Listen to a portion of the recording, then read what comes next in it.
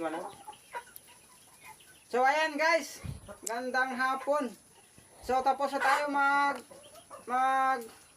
lipat ng ating mga alaga. Ando na sila, lipat ko na para makakain ng ating mga alaga. Tapos na. So nakakuha na rin tayo ng panggatong. So nakakuha yung kanina, katapos lang natin magbalot ng langka sa likod ng bahay. So ngayon, dito naman tayo sa pagluluto sa kusina. Ayan, magluto tayo ng ating hapunan. So mga idol, ayan, dalawa lang kami ng anak ko. So sasayangin ko lang, dalawang pulak lang mga idol.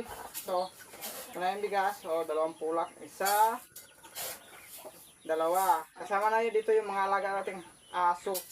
Dalawang pulak lang mga idol para hindi masayang bigas. So ayan, ito yung apoy.